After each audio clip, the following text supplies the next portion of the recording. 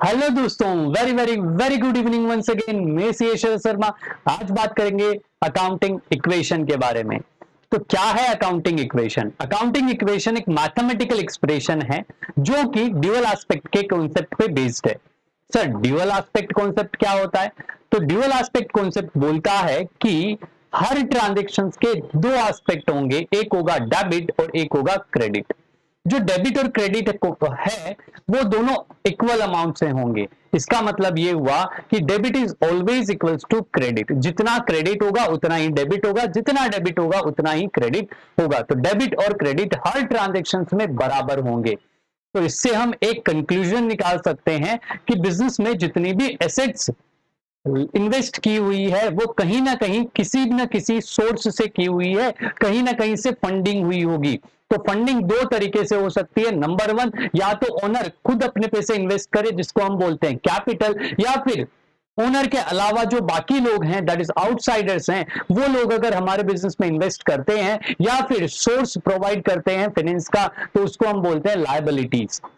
Business के view point से capital internal liability है और लायबिलिटीज जो प्योर वर्ड हम यूज करते हैं वो एक्सटर्नल लायबिलिटीज होती है। तो इसका मतलब ये हुआ कि कैपिटल और लायबिलिटीज को मिला दिया जाए तो आपका अमाउंट बन जाएगा एसेट्स का। तो इसी के कॉन्सेप्ट पे बेस्ड है आपकी अकाउंटिंग इक्वेशन। और अकाउंटिंग इक्वेशंस का मतलब ये हुआ कि एसेट्स हमेशा बराबर होगी कैपिटल और लायबिलिटीज के सम के। तो इसी रिलेशनशिप को हम बोलते हैं अकाउंटिंग इक्वेशन या फिर बैलेंस शीट इक्वेशन। चलिए, जो भी ट्रांजेक्शन्स होगा बिजनेस के अंदर, जो भी ट्रांजेक्शन होगा, हर ट्रांजेक्शन्स का अकाउंटिंग इक्वेशंस पे इफेक्ट होगा। अकाउंटिंग इक्वेशंस जो हैं, एसेट्स कैपिटल एंड लायबिलिटीज हमेशा बराबर रहेगी, लेकिन उनकी वैल्यूज चेंज हो जाएगी। अब वो चेंज किस तरीके से होगा वो डिपेंड करता है कि क्या नेचर का ट्रांजेक्शन हुआ है या क्या टाइप का ट्रांजेक्शन हुआ है। तो इसी तरीके से हम इसको डिवाइड कर सकते हैं दो टाइप की कैटेगरीज में। ऐसे ट्रांजेक्शंस जो एसेट्स पे इफेक्ट करे एंड लायबिलिटी या फिर कैपिटल पे इफेक्ट करे। तो दोनों साइड अकाउंटिंग इक्वेशंस के right hand side and left hand side दोनों साइड में इफेक्ट करेगा, वो कुछ ट्रांजेक्शंस हो सकते हैं। या फिर जो ट्रांजेक्शन सिर्फ एक ही साइड में इफेक्ट करेंगे, आइदर ऑन एसेट साइड और कैपिटल और लायबिलिटी साइड। तो हो सकता है कि सिर्फ एसेट साइड में इफेक्ट हो सकता है कि कैपिटल और लायबिलिटी साइड में इफेक्ट हो, दोनों साइड में इफेक्ट होना जरूरी नहीं होता। तो इसी के बेसिस पे हम बोल सकते हैं कि ट्रांजेक्शंस जो हैं वो दो कैटेगरीज में डिवाइड करेंगे। नंबर वन, ट्रांजेक्शंस जो two items, only two items पे इफेक्ट करेंगे, या तो एसेट हो सकता है या फिर कैपिटल हो सकता है, या फिर एसेट्स और लायबिलिटीज हो सकता है, या फिर कैपिटल और लायबिलिटीज हो सकता है। सिर्फ दो आइटम्स पे आपका इफेक्ट होगा। और कुछ ट्रांजेक्शन्स ऐसे होते हैं जो आपके दो से ज्यादा अकाउंट पे इफेक्ट करेंगे। It means assets, liability, capital तीनों जगह पे इसका इफेक्ट होगा। तो चलिए वन बाय वन हम एग्जांपल्स के थ्रू समझते हैं कि क्या है इसके अंदर। पॉइंट नंबर आएगा वन, दैट इज ट्रांजेक्शंस जो सिर्फ टू आइटम्स पे इफेक्ट करेंगे, एक एसेट पे दूसरा लायबिलिटी पे। तो एसेट्स आपकी इंक्रीज हो रही है और लायबिलिटी भी इंक्रीज हो रही है। सर, दोनों साइड में इंक्रीज कैसे हुआ ये समझिए। ये आपकी अकाउंटिंग इक्वेशन है, asset is equals to capital plus liability. मैंने एक आइटम लिया एसेट्स का और दूसरा आइटम लिया लायबिलिटी का, दूसरा आइटम लिया लायबिलिटी का। तो एसेट अगर इंक्रीज होगी तो लायबिलिटी भी आपकी इंक्रीज होगी, क्योंकि दोनों अपोजिट साइड में है। चलिए एक एग्जांपल समझते हैं। Purchase goods for rupees 50,000 on credit. Purchase goods for rupees 50,000 on credit. तो क्रेडिट पे अगर आपने गुड्स परचेज किए हैं तो इससे क्रेडिटर की जो वैल्यू है वो इंक्रीज हो जाएगी। कितने अमाउंट से? सर 50,000 से। करेक्ट। आपने क्या परचेज किया? सर गुड्स परचेज किया। तो आपका जो स्टॉक है, जो इन्वेंट्री है, वो भी क्या हो जाएगा? इंक्रीज हो जाएगा। कितने अमाउंट से? सर 50,000 से। तो क्या आपकी एसेट बढ़ी? क्या आपकी लायबिलिटी बढ़ी? तो अगर आपका आंसर है यस, तो अकाउंटिंग इक्वेशंस भी बराबर हो रही है। Number 2 that is decrease in liability and decrease in asset. अगर आपकी एसेट की वैल्यू डाउन होती है और आपकी लायबिलिटी की भी वैल्यू डाउन होती है और कैपिटल पे कोई चेंजेस नहीं हो रहे हैं, तो भी आपकी अकाउंटिंग इक्वेशंस कैसी रहेगी? इक्वल रहेगी। चलिए इसका एक एग्जांपल लेते हैं। एग्जाम्पल में आ जाएगा decrease in liability. Decrease in liability तो हम ऐसा बोल सकते हैं, पेमेंट टू क्रेडिटर फॉर ₹50,000। आपने पेमेंट किया है क्रेडिटर को, तो क्रेडिटर की वैल्यू अब कम हो जाएगी। अब वो हमसे कम रुपए मांगेगा या फिर नहीं मांगेगा। तो एक इफेक्ट आपका कहां हो रहा है? क्रेडिटर की वैल्यू कम करेगा। क्रेडिटर क्या होते हैं सर? लायबिलिटी होते हैं। तो लायबिलिटी की वैल्यू क्या हो गई? डिक्रीज हो गई। और आपने पेमेंट किया है, तो पेमेंट कैसे किया होगा? आइदर कैश और बैंक यानी कि चेक से पेमेंट किया होगा। तो हम समझते हैं कि जो पेमेंट किया है वो कैश में पेमेंट किया है। तो अगर कैश में पेमेंट किया तो कैश क्या होती है? आपकी एसेट। तो अगर एसेट से पेमेंट कर दिया, दैट इज कैश में पेमेंट किया, तो आपकी एसेट की वैल्यू क्या हो गई? डाउन हो गई, डिक्रीज हो गई। तो दिस इज द एग्जाम्पल कि जहां पे आपकी decrease in liability, decrease in asset हो रहा है। तो क्या आपकी अकाउंटिंग इक्वेशंस पे इफेक्ट हुआ? सर वैल्यूज सेम नहीं रहेगी, लेकिन अकाउंटिंग इक्वेशंस अभी भी इक्वेट करेगी। चलिए तीसरा एग्जाम्पल लेते हैं, increase in asset and increase in owners capital. Owners capital का मतलब क्या हो गया? कैपिटल जो ओनर ने इन्वेस्ट किया हुआ है। इसका अपने एक एग्जाम्पल लेते हैं कि amount invested bye owner ₹1,00,000। Amount invest किया है ओनर ने ₹1,00,000 का। तो जो ओनर होता है ना, अगर उसने अमाउंट इन्वेस्ट किया तो बिजनेस को क्या मिला? यहां पे हम समझते हैं कि ये है ओनर और ये है बिजनेस। अकाउंटिंग एंटिटी जो होती है वो सेपरेट होती है अपने ओनर से। अगर ओनर ने अमाउंट इन्वेस्ट किया है तो बिजनेस को क्या मिला? बिजनेस को मिला सर कैश मिला। तो कैश क्या है सर? कैश एसेट होती है। क्या एसेट आपकी इंक्रीज हुई? यस सर, जो अमाउंट मिला है 50,000 का वो कैश है और वो एसेट है और वो इंक्रीज करेगा कितने रुपए से? सर ₹1,00,000 से। तो क्या आपकी एसेट ₹1,00,000 से इंक्रीज हो गई? Yes sir. Second thing, owner ने अमाउंट इन्वेस्ट किया तो ओनर बिजनेस के लिए एक लायबिलिटी होगी, दैट इज कॉल्ड कैपिटल। तो कैपिटल इंटरनल लायबिलिटी होती है, तो कैपिटल को अपने क्या बोलेंगे? कैपिटल। और कैपिटल भी इंक्रीज हो रही है, तो यहां पे जो कैपिटल है वो आपकी इंक्रीज हो जाएगी with the same amount, that is ₹1,00,000। Liability में कोई चेंजेस नहीं है इस एग्जाम्पल के अंदर। तो क्या आपकी अकाउंटिंग इक्वेशन अभी भी वैसी की वैसी ही है? यस सर, अकाउंटिंग इक्वेशंस अभी भी बराबर है। चलिए नेक्स्ट एग्जांपल लेते हैं, decrease in owners capital and decrease in asset. Decrease in owners capital and decrease in asset. चलिए इसका एक एग्जांपल ले लेते हैं कि अगर ओनर ने पर्सनल यूज के लिए कुछ अमाउंट विड्रॉ किया हो तो क्या होगा? Withdraw ₹5,000 for personal use. 5,000 रुपए बिजनेस से विड्रॉ किए हैं ओनर ने। अगर विड्रॉ किए हैं पर्सनल यूज के लिए, तो जिसको पर्सनल यूज को हम क्या बोलते हैं?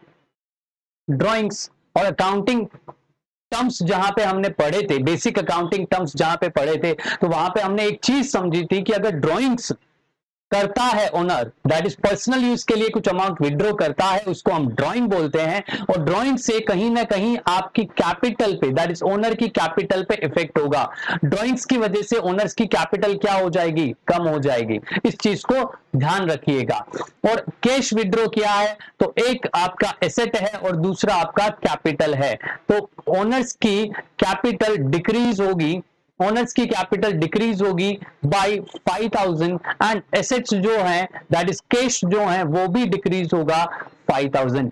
क्या आपको समझ में आया ये वाला पॉइंट? चलिए बढ़ते हैं आगे। Increase in asset and decrease in another asset, ये भी बड़ा प्यारा सा एक एग्जाम्पल हो सकता है। यहां पे क्या बोला कि जो इफेक्ट होगा वो एसेट साइड में ही होगा, जो इफेक्ट होगा वो सिर्फ और सिर्फ एसेट साइड में होगा। चलिए इसका एक एग्जाम्पल लेते हैं कि इंक्रीज इन एसेट, एक एसेट इंक्रीज हो रही है, डिक्रीज इन अनदर एसेट, आपके एसेट्स एक डिक्रीज हो रही है। से for example purchase furniture for rupees 50,000, 50,000 rupees का हमने फर्नीचर परचेज किया। तो यहां पे क्या हुआ, एक फर्नीचर दैट इज हमारे लिए एसेट है, एक asset I that is furniture की वैल्यू इंक्रीज हो गई, और हमने 50,000 रुपीज का पेमेंट किया होगा। ये ट्रांजेक्शन कैश में ही है, क्रेडिट पे नहीं है। तो 50,000 रुपीज का हमने क्या किया, हमने कैश पेमेंट किया। तो कैश क्या होता है, कैश हमारे लिए एसेट है, तो एसेट की वैल्यू क्या हो जाएगी, डिक्रीज हो जाएगी। तो क्या अभी भी अकाउंटिंग इक्वेशंस वो ही बोल रहा है, देख लेते हैं। चलिए एसेट्स के अंदर क्या इफेक्ट हुआ, आपके पास में एक एसेट है कैश, जो 50,000 रुपीज से क्या हो जाएगी, डिक्रीज हो जाएगी। एक एसेट आपके पास में नई आ जाएगी दैट इज फर्नीचर, फर्नीचर की वैल्यू 50,000 से इंक्रीज हो जाएगी। तो एक डिक्रीज हो रहा है और एक इंक्रीज हो रहा है, नेट इफेक्ट हम समझते हैं तो जीरो होगा, नेट इफेक्ट जीरो होगा। तो और कैपिटल और लायबिलिटी पे इस ट्रांजेक्शन की वजह से कोई भी चेंजेस नहीं आएंगे। तो इसका मतलब क्या हो रहा है कि एक एसेट डिक्रीज होगी, दूसरी एसेट उतने ही अमाउंट से बढ़ेगी। तो यहां पे अकाउंटिंग इक्वेशन बन रही है। चलिए नेक्स्ट एग्जांपल समझते हैं, decrease in liability and increase in another liability. क्या बोला, एक लायबिलिटी आपकी कम हो रही है और दूसरी लायबिलिटी आपकी इंक्रीज हो रही है। इसका एक एग्जांपल लेते हैं। से फॉर एग्जांपल एक क्रेडिटर है जो मेरे से पैसे मांग रहा है, उसको मैं पैसे चुकाऊं, उसके लिए मेरे पास में कैश में पैसे अवेलेबल नहीं है, अभी लिक्विडिटी नहीं है। तो उस केस में क्या करूंगा मैं, सर किसी और से आप लोन ले लीजिए, आप लोन ले सकते हैं। सपोज मैंने बैंक से लोन लिया और मैंने उसको पेमेंट कर दिया, या किसी और पर्सन से मैंने क्या किया, लोन लिया और उस पर्सन को मैंने पेमेंट कर दिया।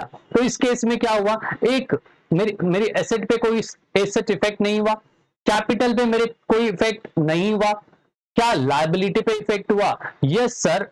क्रेडिटर को आप पेमेंट करने वाले हैं, सिर्फ इसी चीज को मैं एक्सप्लेन कर देता हूं। सर आप क्रेडिटर को पेमेंट करने वाले हैं, कितने अमाउंट का है, सिर्फ एग्जाम्पल 10,000। तो 10,000 रुपीज से क्रेडिटर की वैल्यू कम हो जाएगी, सिंपल कहानी। वापस समझ लेते हैं, क्रेडिटर को मैं पेमेंट करूंगा 10,000 रुपीज का, तो क्रेडिटर की वैल्यू कम हो जाएगी। वहीं पे मैंने बैंक से लोन लिया है, तो बैंक वाले मेरे से पैसे मांगेंगे और बैंक लोन मेरे लिए क्या है, मेरे लिए लायबिलिटी है। तो 10,000 रुपीज की मेरी लायबिलिटी इंक्रीज हो जाएगी बैंक लोन की। समझ में आया एग्जाम्पल। चलिए नेक्स्ट मूव करते हैं, ऐसे कुछ आइटम्स जो आपके दो आइटम से ज्यादा, जैसे कुछ ट्रांजेक्शन जो दो आइटम से ज्यादा इफेक्ट कर रहे हैं, मतलब ऐसे ट्रांजेक्शन जिसका एसेट्स पे, कैपिटल पे और लायबिलिटी तीनों जगह पे इफेक्ट होगा। सर ऐसा क्या ट्रांजेक्शन हो सकता है, चलिए समझते हैं इसके एग्जाम्पल को। बड़ा प्यारा सा है, बड़ा इंपॉर्टेंट है, इसको ध्यान से समझिएगा। ट्रांजेक्शन नंबर 1, यहां पे हमने बोला कि sold goods for rupees, for costing rupees, for costing rupees 10,000 in cash, और सेल वैल्यू जो है, sale value rupees 15,000, sale value rupees 15,000। हमने क्या किया, हमने 10,000 के गुड्स को 15,000 में सेल कर दिया। इस ट्रांजैक्शन से क्या इफेक्ट होगा समझते हैं। एसेट हमने क्या सेल किया भैया, हमने सेल किया है गुड्स, हमने क्या सेल किया, गुड्स सेल किया, करेक्ट है। तो जो गुड्स हैं, जो स्टॉक है वो कम होना चाहिए, कितने अमाउंट से कम होना चाहिए, जितने की कॉस्टिंग है, जितने में खरीदा था उतनी ही वैल्यू कम होनी चाहिए। तो हमारे पास में स्टॉक जो है वो वैल्यूड था कॉस्ट प्राइस पे, दैट इज 10,000, उसकी वैल्यू कम हो गई, करेक्ट है। एक एसेट कम हुई, दूसरी एसेट इंक्रीज होगी, दैट इज हमने कैश में सेल किया है और हमको सेल वैल्यू रिसीव होगी, तो हमको सेल वैल्यू मिली और हमारा कैश जो था वो इंक्रीज हो गया 15,000 से, करेक्ट है। स्टॉक अपना 10,000 से कम हुआ, कैश हमारा 15,000 से इंक्रीज हो गया, सिंपल कहानी। सर नेट अमाउंट तो यहाँ पे 5,000 पॉजिटिव आ रहा है, तो 5,000 हमने क्या किया सर, 5,000 का तो हमको प्रॉफिट हुआ है, 5,000 का हमको प्रॉफिट हुआ है, sale value minus cost value is equals to 5,000, आया 5,000 का प्रॉफिट। अगर प्रॉफिट हुआ, वो प्रॉफिट किसका होता है सर, जिसका बिजनेस है उसका होगा, तो यहां पे बिजनेस किसका है, ओनर का, तो ओनर की जो कैपिटल है वो 5,000 के प्रॉफिट से इंक्रीज हो जाएगी, तो यहां पे हम क्या कर देंगे, 5,000 के प्रॉफिट से हम इंक्रीज कर देंगे कैपिटल को।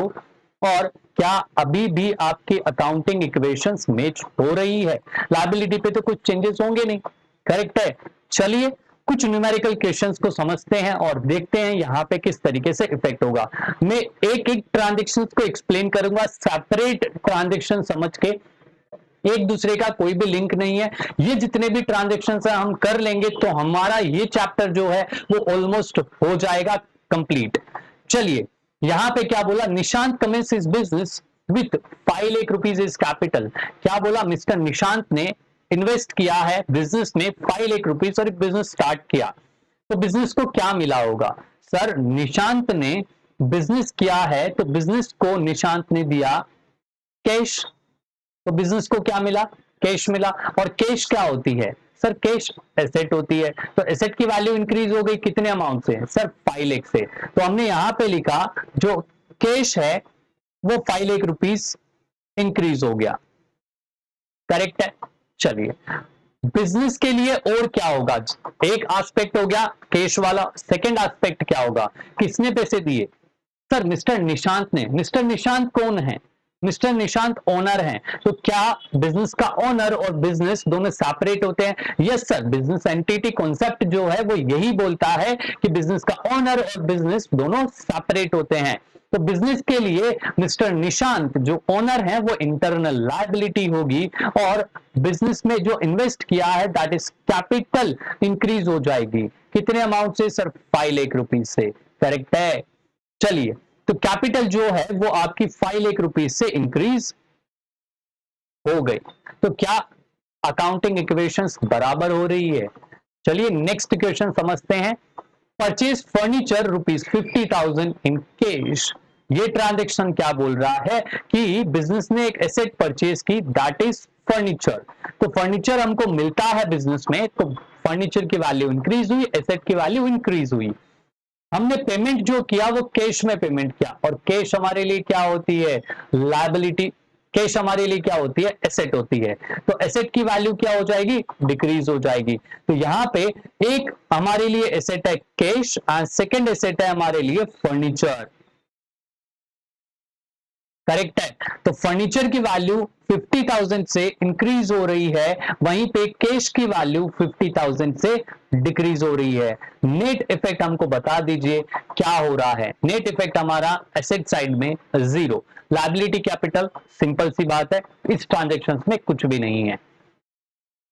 नेक्स्ट क्वेश्चन आता है, purchase goods for rupees 1 lakh in cash, 1 lakh रुपए में आपने गुड्स परचेज किए, तो यहां पे क्या कहानी है, आपने क्या परचेज किया, गुड्स, तो गुड्स यानी स्टॉक, और स्टॉक हमारे लिए क्या है, एसेट है, और एसेट की वैल्यू इंक्रीज हो गई, और आपने पेमेंट किया है कैश में, और कैश हमारे लिए क्या होती है, एसेट, तो एसेट की वैल्यू डिक्रीज हो जाएगी, तो यहां पे हम लिखते हैं कैश और एक एसेट आ जाएगी हमारे लिए स्टॉक। मैंने पहले ही बोला था कि मैं हर ट्रांजेक्शन्स को सेपरेटली डिस्कस करूंगा, प्रीवियस ट्रांजेक्शन से कोई मतलब नहीं है, जब आप एग्जाम में करेंगे या जब आप प्रैक्टिस करेंगे तो एक पूरा क्वेश्चन होगा और उस पूरे क्वेश्चन को एक साथ में आपको सोल्व करना है, सेपरेट ट्रांजेक्शन्स नहीं समझने हैं। चलिए, स्टॉक की वैल्यू 1 लाख रुपीज से इंक्रीज हो जाएगी एंड कैश की वैल्यू 1 लाख रुपीज से आपकी डिक्रीज हो जाएगी। जब वैल्यू डिक्रीज होती है तो उसको ब्रैकेट में रख लेंगे और नेट अमाउंट जो बचेगा वो कुछ भी नहीं बचेगा। सिंपल सी है ना कहानी। चलिए नेक्स्ट आते हैं, purchase goods for rupees 2 lakh on credit. ये क्या हो गई कहानी, आपने गुड्स परचेज किया तो आपके पास में एसेट की वैल्यू इंक्रीज हो जाएगी, बट ऑब्वियस क्योंकि आपके पास में स्टॉक आया। सही है, आपने क्रेडिट पे परचेज किया तो क्या आपने इमीडिएटली पेमेंट किया? नहीं सर, हमने पेमेंट नहीं किया। तो जो पर्सन है, जो सप्लायर है, जो सेलर है, वो आपसे बाद में पैसे मांगेगा and that person is known as creditor and creditor हमारे लिए क्या हो जाएगी? लायबिलिटी हो जाएगी। तो मैं यहां पे लायबिलिटी में लिख देता हूं क्रेडिटर। करेक्ट, कितने रुपए से? सर 2 लाख रुपीज से हमारी लायबिलिटी इंक्रीज हो गई एंड एसेट साइड में हमारे पास में स्टॉक आया 2 लाख रुपीज का। करेक्ट है, करेक्ट है। चलिए नेक्स्ट मूव करते हैं नेक्स्ट क्वेश्चन पे, that is sold goods costing rupees 2 lakh on credit for 3 lakh. आपने क्या किया? 2 लाख रुपीज के गुड्स को आपने 3 लाख में सेल कर दिया और क्रेडिट पे सेल किया है, आपको पैसे इमीडिएटली नहीं मिले। तो यहां पे क्या हो रहा है, जो गुड्स आपने सेल किए दैट इज एसेट है आपके पास में स्टॉक। आपका स्टॉक क्या होगा? अगर आप सेल करते हो तो स्टॉक की वैल्यू डाउन जाएगी, डिक्रीज होगी। तो नंबर 1 दैट इज स्टॉक की जो वैल्यू है वो आपकी डिक्रीज हो जाएगी। और कौन सी वैल्यू से डिक्रीज करना है? दैट इज कॉस्ट प्राइस से। ये जो कॉस्टिंग है ना, इसी से आपको क्या करना है? डिक्रीज करना है। नेक्स्ट, क्या आपको कैश मिला? नहीं मिला सर, क्रेडिट पे गुड सेल किए हैं एंड जिस पर्सन को आपने सेल किया, जो बायर है, वो आपके लिए क्या हो जाएगा? डेटर। और डेटर क्या होता है? एसेट होता है। सर डेटर की वैल्यू इंक्रीज हो गई। कितने अमाउंट से डेटर की वैल्यू इंक्रीज हुई? आप कितने रुपए मांगोगे डेटर से? सर 3 लाख रुपीज मांगेंगे। क्या यहाँ पे डिफरेंस आ रहा है? यस सर, डिफरेंस आ रहा है। Cost value and sale value का जो डिफरेंस होता है, जिसको हम प्रॉफिट बोलेंगे, और प्रॉफिट की वजह से आपकी जो कैपिटल है, आपकी जो कैपिटल है वो इंक्रीज हो जाएगी। चलिए, तो यहां पे कैपिटल आपकी इंक्रीज हो जाएगी। Profit that is 1 lakh rupees से अगर आप नेट इफेक्ट देखते हो तो 1 लाख एंड 1 लाख आएगा। चलिए नेक्स्ट मूव करते हैं, sold goods costing rupees 50,000 for cash 70,000। तो कैश में अगर आपने सेल किया तो आपकी एसेट दैट इज कैश जो है वो इंक्रीज हो जाएगी 70,000 से। आपका जो गुड्स है वो आपने सेल किया है, दैट इज स्टॉक जो है अगेन आपकी एक एसेट है जो डिक्रीज हो जाएगी 50,000 से। एंड सही सोच रहे हैं, जो डिफरेंस अमाउंट है उससे आपका प्रॉफिट बढ़ेगा और प्रॉफिट बढ़ने से आपकी कैपिटल बढ़ेगी। चलिए नंबर 1 स्टॉक के बारे में बात करते हैं। स्टॉक जो होगा वो 50,000 से आपका डिक्रीज हो जाएगा। हमेशा ध्यान रखना, जब ऐसे ट्रांजेक्शन आते हैं तो स्टॉक की वैल्यू हमेशा कॉस्ट वैल्यू से कम करनी है, सेल वैल्यू से मतलब नहीं होता। नेक्स्ट आ जाता है कैश। कैश क्या आपका इंक्रीज हुआ? यस सर, इंक्रीज हो रहा है। कितने अमाउंट से? सर 70,000 से। और आपका प्रॉफिट जो है वो बढ़ जाएगा, दैट इज 20,000, और उससे आपकी कैपिटल इंक्रीज होगी। क्या अभी भी अकाउंटिंग इक्वेशंस मैच हो रही है? क्या आपको समझ में आ रहा है? कमेंट बॉक्स में जरूर बताइएगा। चलिए नेक्स्ट मूव करते हैं, पेड। आपने अमाउंट पे किया है रेंट एंड सैलरी का। तो सर रेंट क्या होता है और सैलरी क्या होती है? अगर आप एक बिजनेस चला रहे हो तो आपके कुछ स्टाफ होंगे, कुछ एम्प्लॉइज होंगे जिनको आपने सैलरी दी। तो बिजनेस के लिए जो सैलरी है वो एक्सपेंस हुआ, और जो जिस प्रमाइसिस पे आप काम कर रहे हो, जिस बिल्डिंग पे, जिस शॉप पे आप काम कर रहे हो, उसका आपने रेंट दिया होगा, तो वो भी बिजनेस के लिए क्या है? एक्सपेंस है। तो आपने 1,000 का रेंट पेमेंट किया और 5,000 का आपने सैलरी पेमेंट किया। करेक्ट है, 5,000 का आपने सैलरी का पेमेंट किया। तो इससे क्या होगा? सर अगर आपने रेंट का और सैलरी का पेमेंट किया और ये दोनों ही चीजें आपके लिए एक्सपेंस है, और एक्सपेंसेस से आपके प्रॉफिट पे इफेक्ट होगा। अगर मैं खर्चा करता हूं तो मेरा प्रॉफिट कम हो जाएगा, दैट इज प्रॉफिट की वैल्यू डिक्रीज हो जाएगी, और अगर प्रॉफिट मेरा कम होता है तो अल्टीमेटली मेरा कैपिटल जो होगा वो भी कम हो जाएगा। सही सोच रहे हैं। और मैंने पेमेंट किया है तो पेमेंट कैश में किया होगा, तो कैश की वैल्यू जो है वो मेरी डिक्रीज हो जाएगी। कैश मेरे लिए क्या है? एसेट है। तो चलिए हम कैश की वैल्यू को 1000 rupees rent and 5000 rupees cash से कम कर देते हैं। तो टोटल कैश मेरा नेगेटिव कितना हुआ इस पर्टिकुलर ट्रांजेक्शन में? That is 6000। इसका इफेक्ट कहां पे होगा? कैपिटल पे। कैपिटल में मेरा एक्सपेंस जाएगा 1000 का नेगेटिव, क्योंकि प्रॉफिट कम हो रहा है, एंड 5000 रुपीज का नेगेटिव, अगेन मेरा प्रॉफिट कम हो रहा है, और टोटल जो अमाउंट रहेगा वो रहेगा 6000 नेगेटिव। क्या आपको समझ में आया? चलिए, ये बड़ा इंपॉर्टेंट सा ट्रांजेक्शन है। नेक्स्ट आ जाता है राकेश, दैट इज से फॉर एग्जाम्पल कोई ओनर है, उसने विड्रॉ किया है पर्सनल यूज के लिए 20,000 रुपीज। वैसे मैंने बता दिया है ये ट्रांजेक्शन। तो जो ओनर होता है अगर उसने विड्रॉ किया तो उसको हम क्या बोलते हैं? ड्रॉइंग्स बोलते हैं। सर अगर ड्रॉइंग्स किया है ओनर ने तो उसकी कैपिटल क्या होगी? कम होगी या ज्यादा होगी? उसने पैसे बिजनेस से निकाल लिए, ओनर ने बिजनेस से पैसे निकाल लिए, तो उसकी कैपिटल, सही सोचा आपने, कम हो जाएगी। तो यहाँ पे ओनर की जो कैपिटल है वो 20,000 रुपीज से कम हो जाएगी बिकॉज ऑफ ड्रॉइंग। एंड अगर कैसे निकाला? पेमेंट निकाला, कैश निकाला, तो अगेन आपका जो एसेट है दैट इज कैश, वो 20,000 रुपीज से कम हो जाएगा। क्या अभी भी आपकी अकाउंटिंग इक्वेशंस बराबर है? चलिए नेक्स्ट मूव करते हैं। Payment made to creditor in full settlement of 195। अब भैया यहां पे बोला फुल सेटलमेंट, तो फुल सेटलमेंट का मतलब क्या होता है कि क्रेडिटर कुछ रुपए मांग रहा होगा, और उसको हमने पैसे चुका दिए। तो से फॉर एग्जांपल हमसे क्रेडिटर जो है वो रुपए मांग रहा है 2 लाख रुपए। बड़ा इंपॉर्टेंट ट्रांजेक्शन, ध्यान से समझिएगा। क्रेडिटर है 2 लाख रुपए का, और 195 का हमने फुल सेटलमेंट में पेमेंट कर दिया। तो ये जो डिफरेंस आया वो क्रेडिटर ने हमको क्या दिया है भैया? डिस्काउंट दिया। डिस्काउंट हमारे लिए क्या हो जाएगी? इनकम हो जाएगी। इनकम से हमारा क्या बढ़ेगा? सर प्रॉफिट बढ़ेगा, और प्रॉफिट बढ़ने से हमारी कैपिटल, सही सोचा आगे ना आपने, कैपिटल इंक्रीज हो जाएगी। कितने रुपए से इंक्रीज हो जाएगी? सर 5000 से इंक्रीज हो जाएगी, बिकॉज डिस्काउंट का अमाउंट 5000 है। तो यहां पे हमने कैपिटल इंक्रीज कर दी 5000 रुपीज से। करेक्ट है, नंबर 1। अब मुझे एक चीज बताइएगा कि आपने क्रेडिटर को पेमेंट कितना किया? आपने क्रेडिटर को पेमेंट कितना किया? सर 195 देंगे ना, तो हमने कैश में पेमेंट किया 195, तो हमारी एसेट साइड में वैल्यू कितनी डाउन होगी? सर 195 नेगेटिव जा रहा है। चलिए, इस ट्रांजेक्शन की वजह से। और कहां पे इफेक्ट होगा? सर जो क्रेडिटर है अब वो पैसे नहीं मांगेगा, तो क्रेडिटर क्या होता है हमारे लिए?